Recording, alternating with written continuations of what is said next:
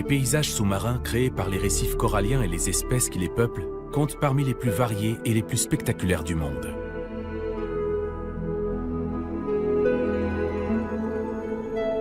C'est particulièrement vrai dans l'archipel des Bahamas. Ces fondations de calcaire corallien s'appuient sur des dépôts sédimentaires très anciens qui se sont accumulés dans les eaux chaudes et peu profondes au fil de plusieurs millions d'années. Les récifs les plus récents hébergent et alimentent des milliers d'espèces. Quant aux récifs frangeants, ceux qui bordent les côtes, ils protègent le littoral en absorbant l'énergie des vagues.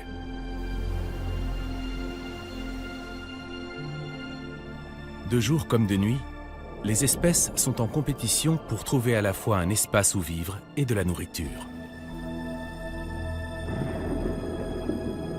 Afin qu'un récif continue à croître, il faut que la flore et la faune aient atteint un équilibre parfait.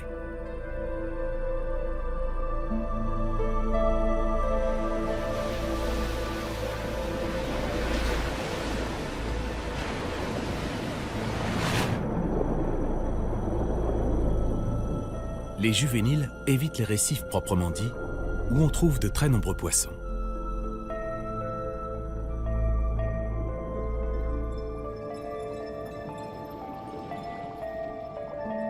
Ils fréquentent plutôt les mangroves ou de petits récifs isolés jusqu'à ce qu'ils soient assez grands et assez expérimentés pour se défendre. Cette Badèche bonassi mesure près d'1 mètre de long. Cela présente un certain avantage.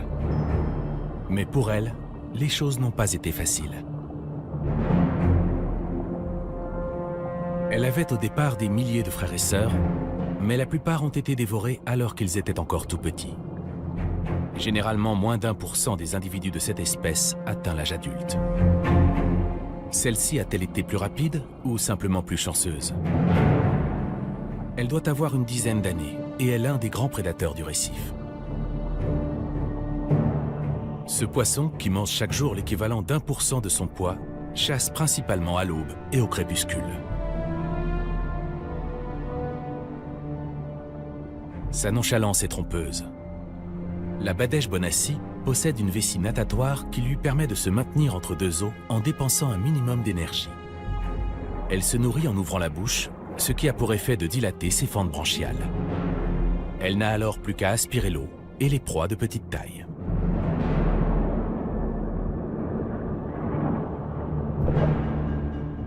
Comme son nom l'indique, le requin de récif est lui aussi un habitant de cet écosystème. En pleine journée, peu d'espèces représentent un danger réel pour la Badèche. En présence des requins, elle reste vigilante.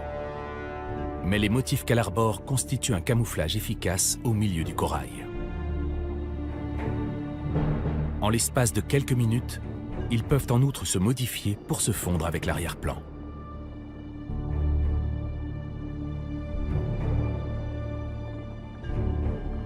Malgré sa taille imposante, la Badèche entretient des relations mutualistes avec d'autres espèces plus petites.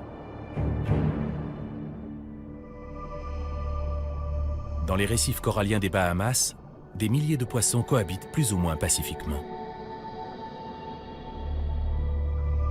Souvent, la taille détermine qui est la proie et qui est le prédateur. Mais certaines espèces, comme le manicou, ont mis au point une stratégie particulière. Le manicou est ce qu'on appelle un poisson nettoyeur. Or, ici, les nettoyeurs sont très demandés. Cette Badèche accapare à elle toute seule les services de 2 manicous. L'un d'eux élimine les parasites fixés sur ses fentes branchiales. Les manicous ne sont pas des nettoyeurs toute leur vie, mais quand ils sont encore jeunes, c'est un job qui leur permet de manger au sens littéral du terme. Ils ne se limitent pas à une seule espèce de client.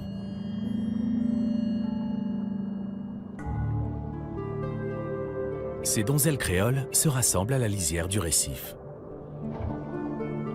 Comme les Badèches, elles sont carnivores et se nourrissent de gastéropodes marins et de petites méduses. Cet endroit est leur station de nettoyage attitrée.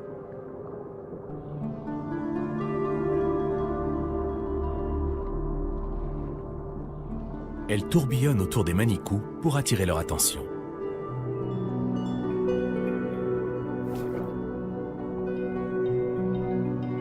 Puis, elles se déplacent tête en bas, pendant qu'on les débarrasse de leurs parasites.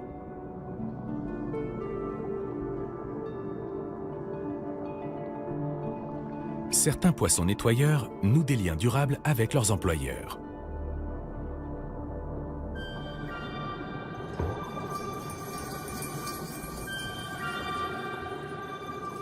Ainsi, ce goby s'occupe d'un mérou. Ce poisson imposant revient régulièrement aux mêmes stations de nettoyage où il est pris en charge par les mêmes petits poissons.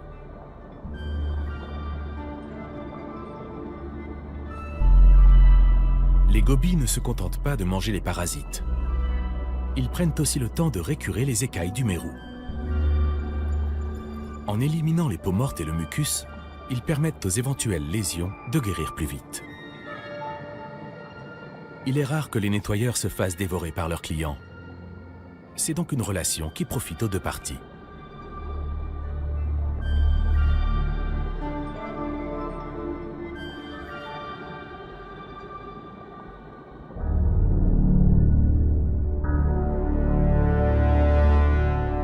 L'équilibre et la symbiose entre les espèces ne règnent cependant pas dans tous les récifs coralliens.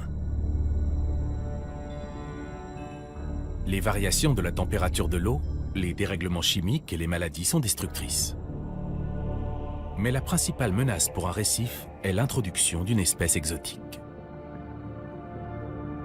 Ainsi, malgré sa taille modeste, la rascasse volante du Pacifique est l'un des poissons les plus dangereux aux Bahamas. Originaires du Pacifique et de l'océan Indien, les premières ont probablement été relâchées accidentellement en Floride par des propriétaires d'aquariums. Depuis, l'espèce s'est répandue jusqu'aux Bahamas. Cette rascasse n'a peur de rien, pas même des requins, car ses épines la rendent presque invincible. Seuls les mérous adultes et les murènes osent s'attaquer à elle. Les glandes qui se trouvent à la base de chaque épine sécrètent un venin très toxique. Mais ce n'est pas tout.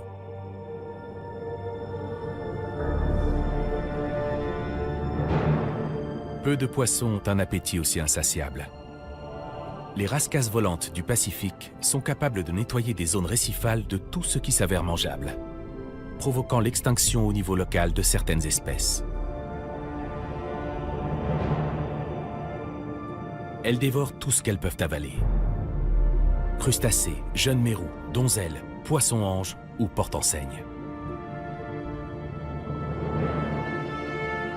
En l'absence presque totale de prédateurs, cette rascasse prospère dans cet environnement riche en proies.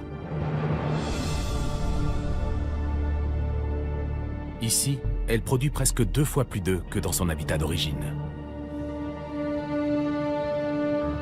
Tous les 3 ou 4 jours, 12 mois sur 12, les femelles pondent environ 30 000 œufs que les mâles viennent ensuite féconder. D'après les scientifiques, les facultés d'adaptation de la rascasse volante, sa distribution étendue et sa voracité en font l'espèce invasive la plus destructrice pour l'écosystème des récifs coralliens. L'augmentation de leur nombre coïncide avec la diminution de ceux des mérous, victimes de la surpêche. Mais dans les parcs marins où la pêche et l'exploitation des récifs sont interdites, on a constaté qu'une population saine de mérous de Nassau est peut-être un des rares moyens de contrôle naturel contre les rascasses.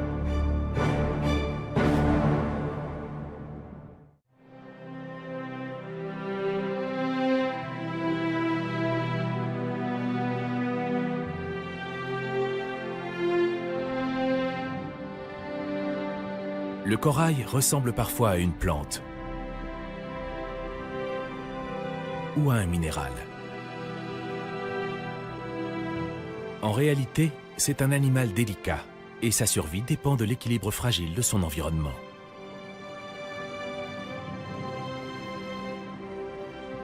Le corail est fait de milliards d'organismes minuscules appelés polypes. Grâce à leurs tentacules, ils capturent le zooplancton invisible qui vit dans l'eau et le portent à leur bouche. Certains polypes sont des bâtisseurs extraordinaires.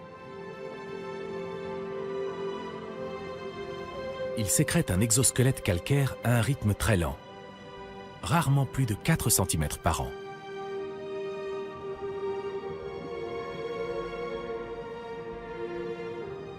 La plupart des coraux durs hébergent des algues unicellulaires, les zooxanthelles. C'est à elles que le corail doit sa couleur. Elles sont essentielles à sa survie car elles lui fournissent l'oxygène et les nutriments dont il a besoin. Elles contribuent aussi à l'expulsion des déchets. C'est en raison de cette symbiose que la majorité des coraux ne poussent que dans des eaux chaudes et claires. En effet, les algues ont besoin de lumière pour réaliser la photosynthèse. Or ici, les conditions sont idéales. L'interaction entre ces deux organismes, les coraux et les zooxanthelles, a donné naissance à cette immense colonie.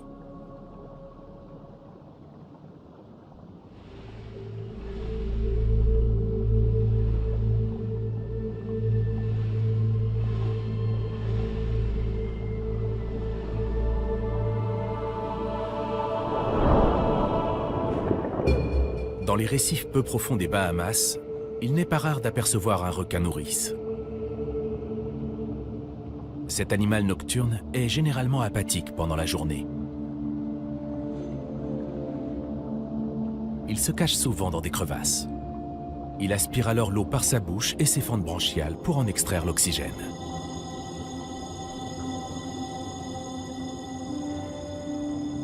Quand il nage en revanche, sa respiration se fait naturellement, sans qu'il ait à fournir d'efforts. Le requin nourrice est reconnaissable à ses deux nageoires dorsales arrondies et sa longue nageoire caudale, ses petits yeux et sa bouche minuscule. On l'a longtemps classé à tort dans la famille des roussettes, à cause des deux barbillons qui se trouvent au niveau de ses narines.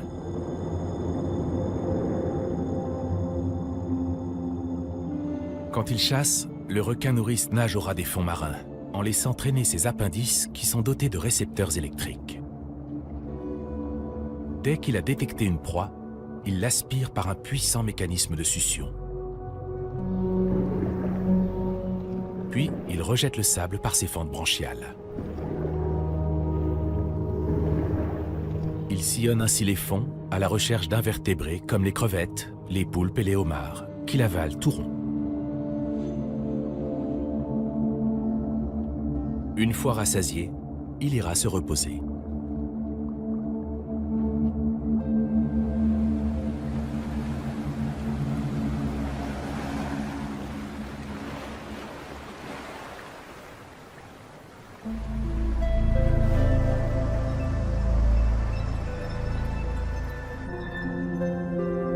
Les récifs abritent d'innombrables espèces qui ont chacune leur habitat particulier et ont acquis au fil du temps des tactiques de survie spécifiques.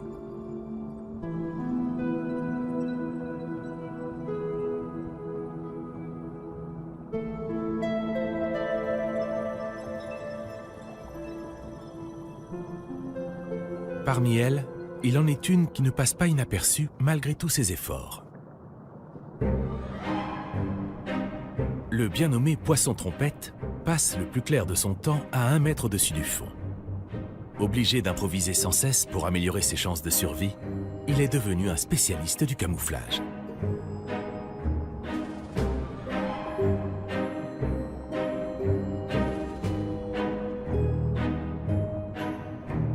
Flottant verticalement au milieu des polypes, il se fond dans le paysage.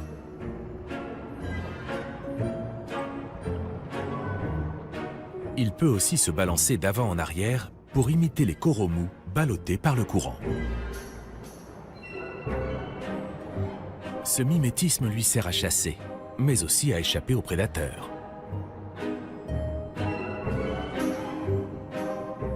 Il a beau rester embusqué toute la journée, il ne réussit pas souvent son coup, moins d'1 fois sur 5.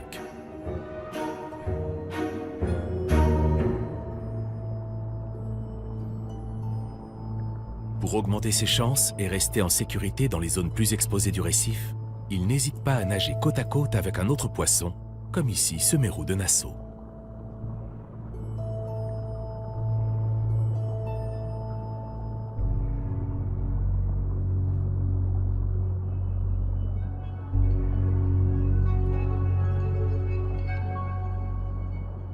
Caché au milieu d'un banc de poissons grondeurs, il guette sa proie. La ruse aurait pu marcher si un autre poisson trompette n'était pas venu tout gâcher. Alors, il revient à sa tactique initiale, dans l'espoir que cette fois, il ne sera pas bredouille.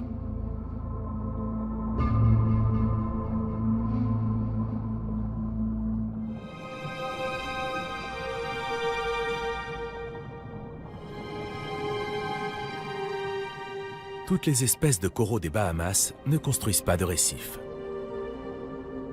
Les coraux mous se nourrissent en filtrant les particules nutritives de l'eau. À la différence des variétés dures, dont les squelettes s'amalgament pour former le récif, ils se développent verticalement grâce à de minuscules aiguilles calcaires internes, appelées sclérites. Leurs polypes possèdent 8 tentacules qui ressemblent à de petites plumes, et ils restent flexibles grâce à une protéine fibreuse. Il est essentiel que le courant soit assez fort pour qu'ils puissent se nourrir.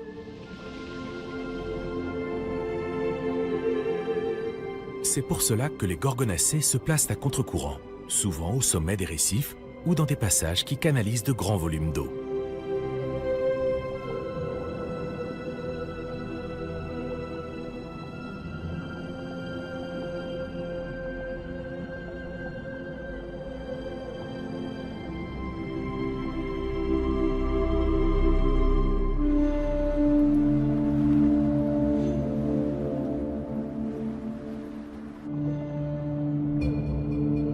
Au sein de l'écosystème récifal, l'équilibre entre les différents organismes est crucial.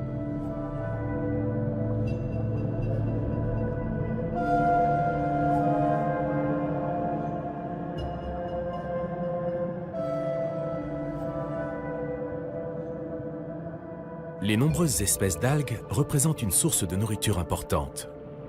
Mais elles disputent aussi l'espace libre aux coraux et quand elles prennent le dessus, elles étouffent les récifs. Heureusement, les poissons perroquets se chargent de rétablir l'ordre. On en trouve 13 espèces aux Bahamas. Tous arborent les couleurs vives et la bouche en forme de bec qui leur ont valu leur nom. Les poissons perroquets sont diurnes et essentiellement herbivores. D'après les spécialistes, quand un épisode de pollution provoque la prolifération des algues, ils aident les récifs à mieux résister car, en broutant l'excédent, ils permettent à la lumière d'atteindre à nouveau les coraux.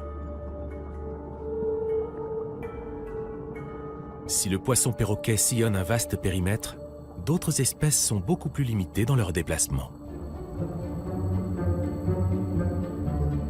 Cette blénie atlantique se nourrit uniquement des algues filamenteuses qui poussent sur son territoire.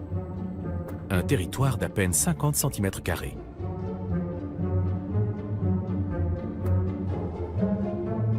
Elle fait une petite pause à son poste de guet avant de repasser à table. La plupart des blénies ne quittent pas leur domaine, de peur qu'ils ne soient annexés par un voisin.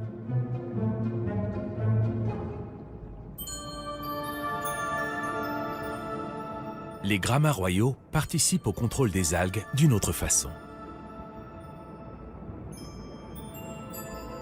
Ils ont élu domicile au cœur du récif corallien. Ils entretiennent soigneusement les trous qui leur servent de cachette.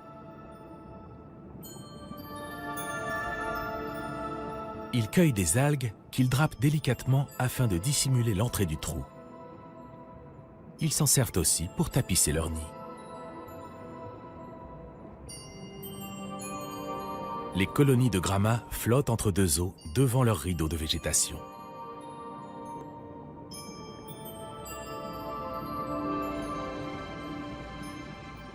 À côté des petits grammas, les anges français font figure de géants.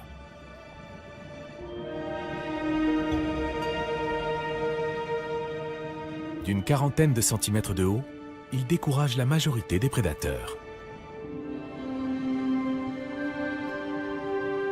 Les couples passent la moitié de la journée ensemble et on pense qu'ils se choisissent pour la vie.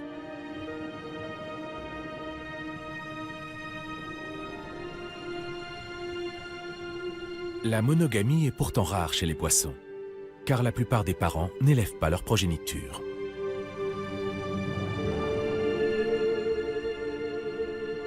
L'ange français est une espèce récifale qui apprécie particulièrement les fonds rocheux creusés de nombreuses cavités.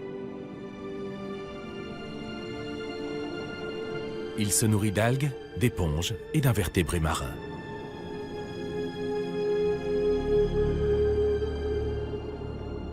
Les poissons ne sont pas les seuls habitants des récifs. La famille des échinodermes comprend entre autres les oursins et les étoiles de mer.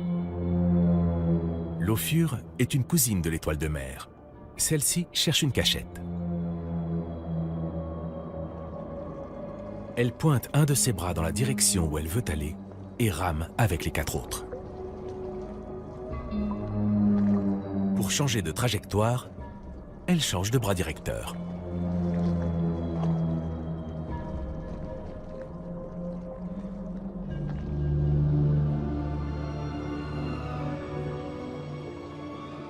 L'oursin diadème des Antilles est hérissé de longs piquants venimeux qui peuvent provoquer une infection une fois enfoncés sous la peau. Ses habitudes nocturnes lui permettent dans une certaine mesure d'échapper à ses prédateurs comme les poissons chirurgiens, les poissons grondeurs, les labres et les crabes. Dans la journée, il s'abrite du soleil, des vagues et des courants en s'enfonçant dans une anfractuosité. Il se déplace grâce à des pieds tubulaires rétractiles appelés podia. Il restera dans sa cachette jusqu'à la nuit tombée.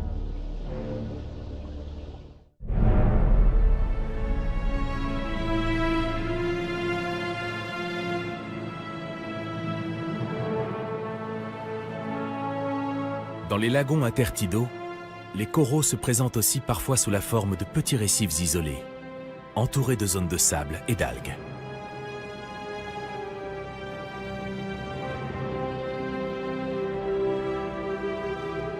On les trouve généralement par moins de 10 mètres de fond. La taille modeste de ces récifs interlagunaires s'explique par l'absence de vagues et de courants qui charrient de grandes quantités de plancton. Protégés par la barrière récifale du lagon, ils constituent un lieu de transition vital pour les juvéniles de nombreuses espèces.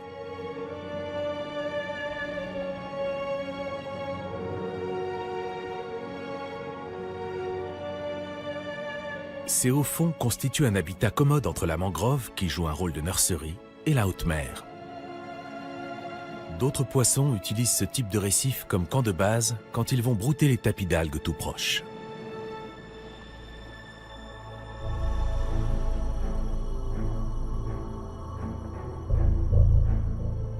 Survivre dans les récifs exige parfois des facultés surprenantes.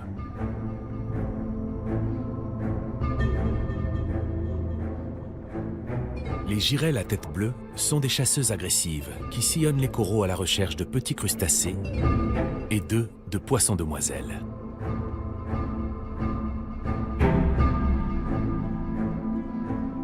Elles forment des groupes sociaux appelés harems, protégés par un super mâle qui se différencie des autres par sa tête bleu vif et son corps vert.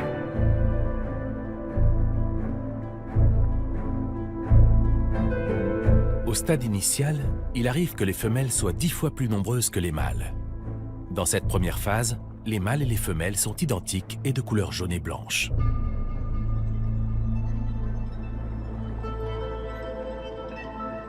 Mais chaque mois, les prédateurs déciment jusqu'à 10% de la population d'un harem. Pour la survie de celui-ci, il est crucial que le mâle dominant soit en bonne santé. S'il vient à mourir et qu'il n'a pas de successeur, il se passe alors une chose étonnante.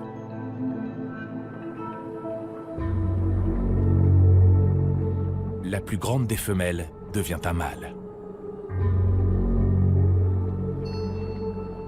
La transformation commence par un bouleversement hormonal, puis un changement graduel de couleur, du jaune au vert.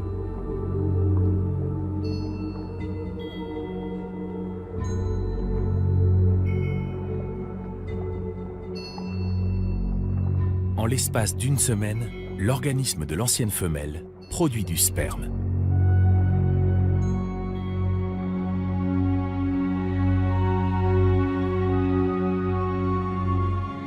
C'est un mécanisme d'adaptation complexe mais remarquablement efficace. Les girelles à tête bleue sont une des espèces les plus abondantes dans les récifs des Bahamas.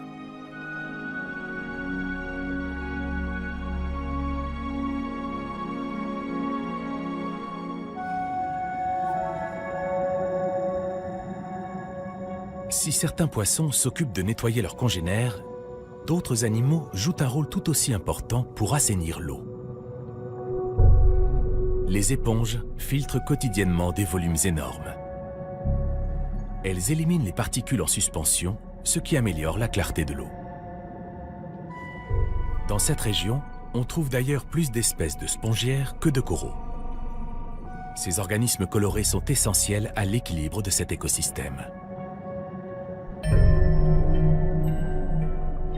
Seules quelques espèces de poissons s'en nourrissent. Parmi elles, l'ange gris, doté de dents solides qui déchiquettent les fibres.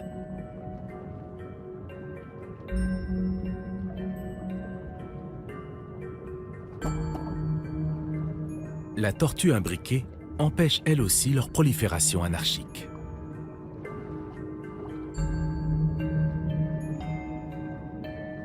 Elle se distingue des autres tortues marines par sa mandibule inférieure en forme de V, qui lui permet d'attraper sa nourriture dans les endroits les plus exigus. Outre les éponges, elle mange aussi des oursins, des anémones et des calamars.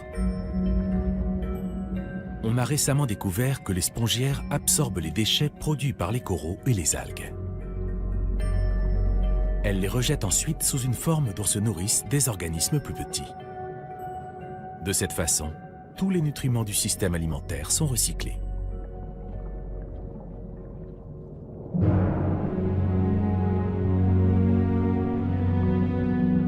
Dans les récifs, les espèces se livrent une lutte sans fin. Et ce sont parfois les comportements les plus simples qui permettent de survivre. Le fait de se regrouper en bancs augmente les chances. Mais les scientifiques ignorent si les poissons se rassemblent ainsi pour des raisons sociales, pour se protéger ou simplement pour économiser leur énergie.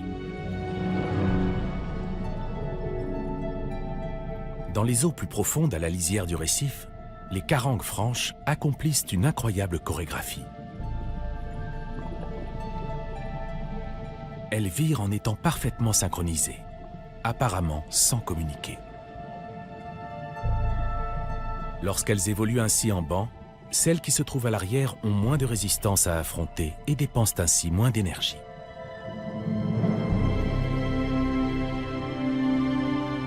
Pour les gorettes jaunes, c'est le nombre qui fait la force dans les eaux peu profondes où le corail corne d'élan abonde. Au crépuscule, les poissons grondeurs, espèces essentiellement nocturnes, se dispersent pour chasser en solitaire. Pendant la journée, ils se laissent paresseusement flotter au gré des courants.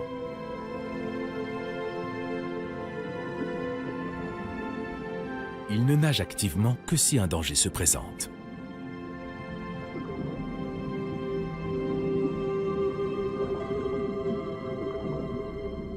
Les poissons se regroupent généralement avec des individus de la même espèce et de la même taille. Dans une masse uniforme, un prédateur a plus de mal à cibler une proie.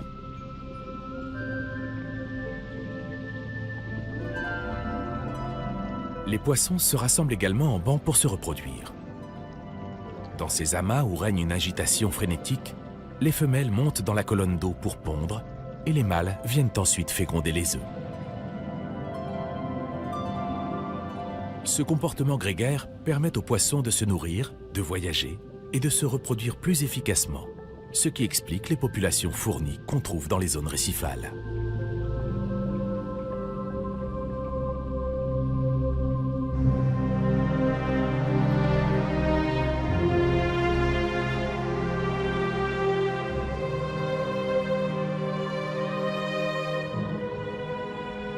Prédateurs et proies se partagent le récif. De jour, les espèces de petite taille sont souvent moins vulnérables.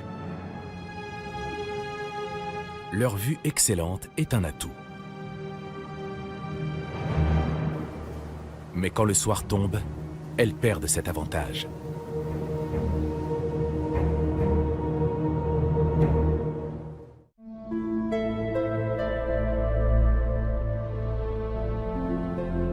Dans les récifs coralliens, rien n'est immuable.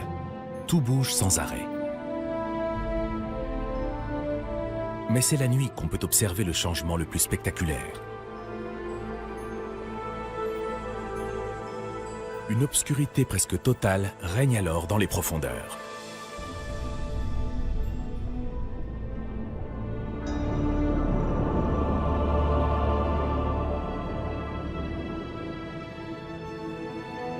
Les espèces herbivores se nourrissent en général pendant la journée. Dès que le soleil est couché, elles disparaissent dans les anfractuosités du récif, qui semble alors bien morne.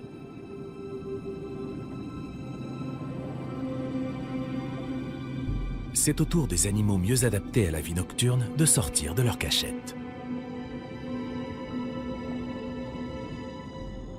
C'est le cas des poissons-soldats. Grâce à leurs grands yeux, ils se dirigent facilement malgré l'obscurité. Quant à leur corps rougeâtre, il est beaucoup moins visible la nuit que dans la journée.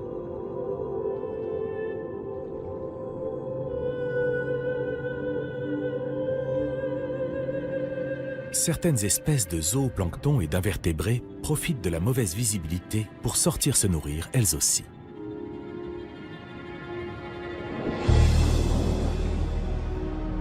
Leur présence appâte les carnivores, qui à leur tour attirent des prédateurs situés plus haut dans la chaîne alimentaire aquatique.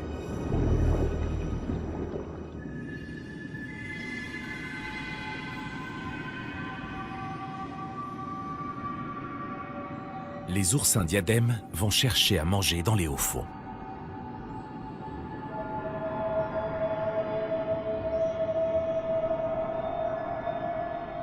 Ils sont très nombreux et ponctuent le récif de taches sombres.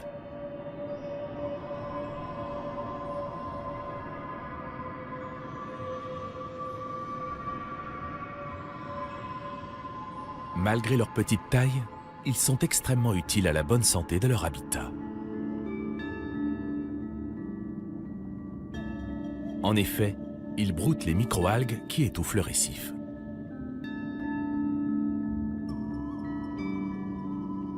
Ils nettoient ainsi le même secteur tous les 3 à 6 jours.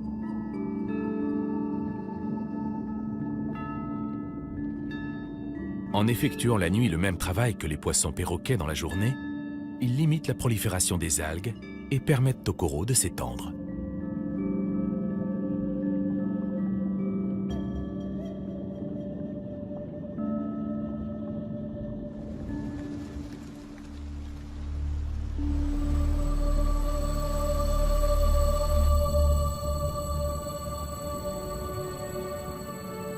Aux Bahamas, tous les récifs ne sont pas faits de corail. Dans le monde entier, des chercheurs travaillent à la création de récifs artificiels.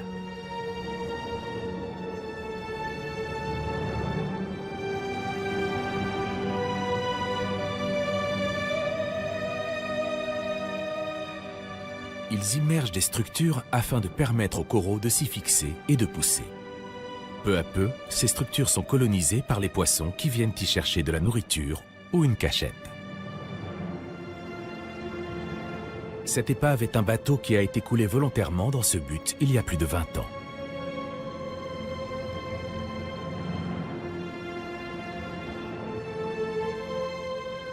Au fil du temps, de nombreuses espèces de coraux durs et mous, de spongiaires et d'algues s'y sont accrochées, attirant du même coup des invertébrés et des poissons.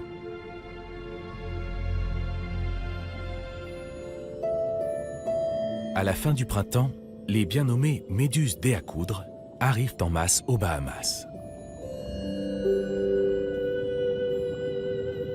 Mesurant une vingtaine de millimètres de haut, Elles font partie des plus petites méduses du monde, au point que leurs tentacules sont à peine visibles.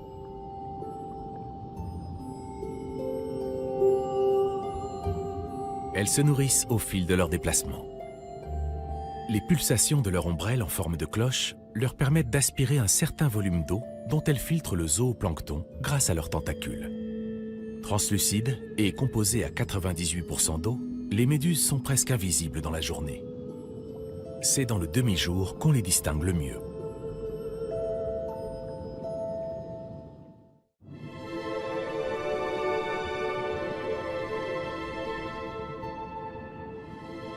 Une jeune tortue verte. Elle doit son nom à la couche de graisse verte située sous sa carapace. La plupart des tortues marines dorment la nuit, à l'abri sous un rocher ou un surplomb de corail. Mais à la différence des requins et des poissons, elles doivent remonter à la surface toutes les 2 heures pour respirer. Bien qu'elles soient plus actives la journée, elles sont parfaitement adaptées à la vie nocturne. Leur rétine est tapissée de cellules photosensibles qui captent l'émission la plus infime de bioluminescence.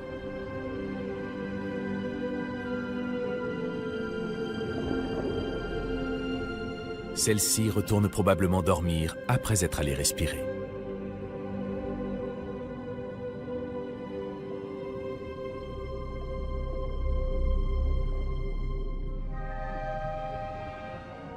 Dans l'obscurité, tous les animaux ne sont pas à égalité. Certains préfèrent rester cachés.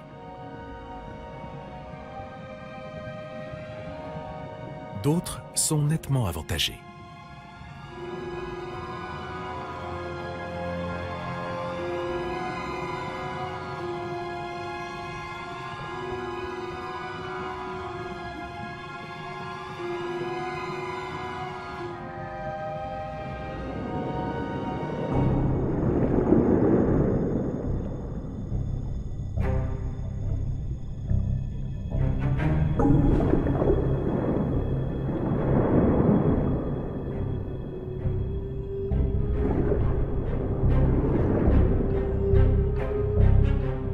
Les requins de récif sont l'une des plus grandes espèces de cet écosystème et ils n'ont pas de prédateurs naturels. À leur arrivée, l'atmosphère devient plus tendue. Il faut dire qu'ils sont particulièrement bien adaptés à la chasse de nuit. Ils se nourrissent principalement de poissons osseux et de raies. Dans ces eaux sombres et troubles, ils parviennent à voir leur proie grâce à une structure réfléchissante située derrière leur rétine.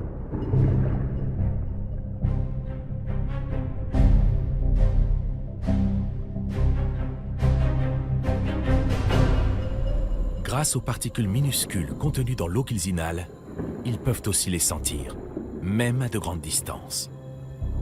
Et ils entendent aussi les sons de basse fréquence.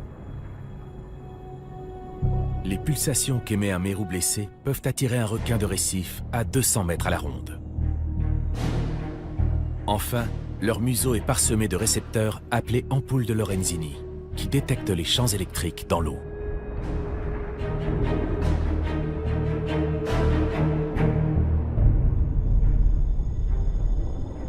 Pour s'approcher en toute discrétion, les requins arrivent derrière leur victime ou dans l'angle mort de son champ visuel.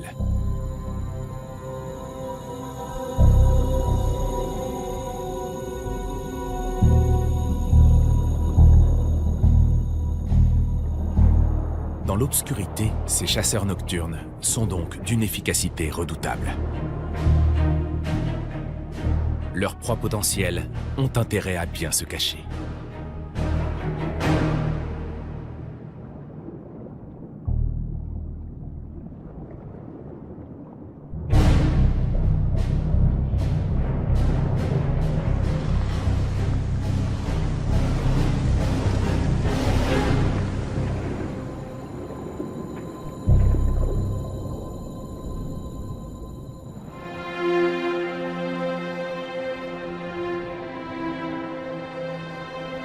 Le soleil se lève sur les Bahamas.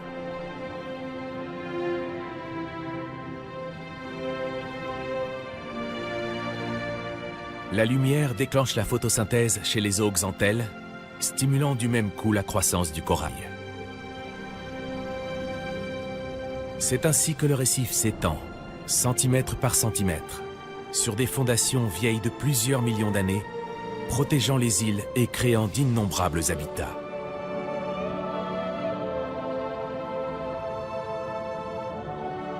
Les uns après les autres, les poissons sortent de leur cachette.